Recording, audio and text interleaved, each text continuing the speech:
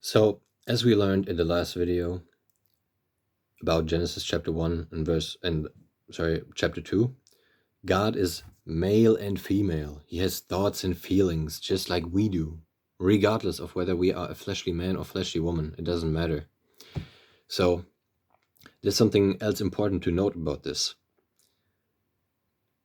When the scripture is talking about men and women, it is talking about thoughts and feelings. It is not talking about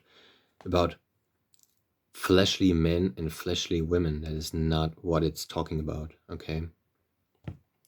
So as you read through the scriptures, you will discover scriptures like, for example, 1 Timothy chapter 2, verse 11 to 14. And it reads, "Let the woman learn in silence with all subjection. But I suffer not a woman to teach, not to usurp authority over the man, but to be in silence. For Adam was first formed, and then Eve. And Adam was not deceived, but the woman, being deceived, was in transgression." Now, what does it mean? Like I said, it's not talking about a flesh and blood woman. A flesh and blood man. It's not what it's talking about. Let the feelings learn in silence with all subjection. Your feelings are supposed to be subject to your thoughts, regardless of whether you are a fleshly man or woman. It doesn't matter. You should never have your feelings overrule your thoughts. When you do that, when your husband, your thoughts, your right thought, your right thoughtness, your righteousness, when your husband, your thoughts are not keeping the woman, the feelings in subjection, the woman gets deceived because, like the scriptures also say, the woman is the weaker vessel. The woman, okay? Your feelings are the weaker vessel compared to your thoughts is what it is telling you, okay? Not, like I said, it's not talking about fleshly men and women, okay? But I suffer not a woman or feelings to teach, nor to usurp authority over the man, the thoughts, okay? But to be in silence, okay?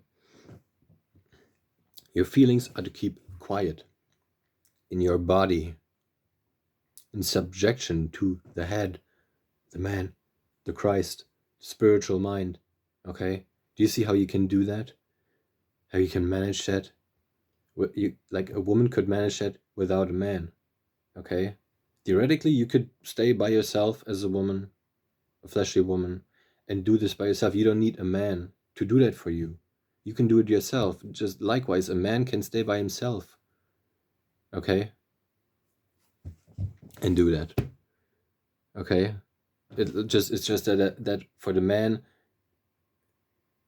the head of the man is Christ, right? Like the scriptures say in another part of the scriptures, that Christ is the head of man. Christ is the head of man. Man is the head of the woman. The thoughts are the head of the feelings, okay?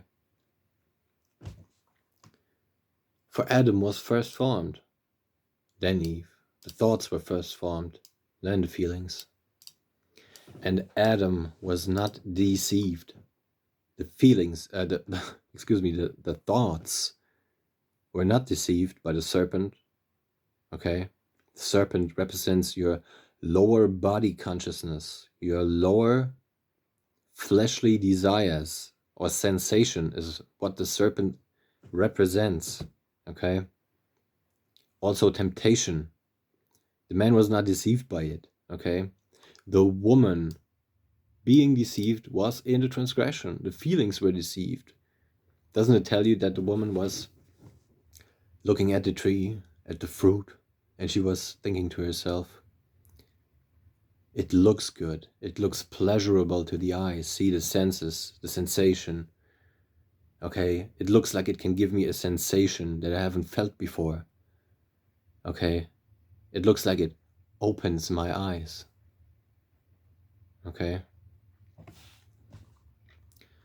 Let's look at 1 Corinthians chapter 14, verse 34 to 35. And it reads, "Let your woman keep silence in the churches. Let your feelings keep silent in your body." Okay, it's not talking about the physical man having a dominion over the physical woman. Okay, for it is not permitted unto them to speak. It is not permitted for your feelings to overrule your thoughts in your body. When you do that, sin or error thought or wrong thought, the opposite of right thought, the opposite of righteousness, is conceived. When you go after your feelings, you're no longer listening to your head. You're no longer listening to right thoughtness, righteousness. Put ye on the mind of Christ, which is righteousness, which is right thinking in the spiritual mind, okay? But they are commanded to be under obedience, as also saith the law. Under obedience to what? Not the fleshly man, but thoughts, right thought, righteousness, okay? Verse 35, "And if they will learn anything, let them ask their husbands at home, for it is a shame for women to speak in the church." It's telling you the same thing again, okay? The thoughts are supposed to be meek and quiet. The woman is supposed to be meek and quiet, just like the scriptures tell you, okay? So I hope that helped you out. I'll see you in the next video.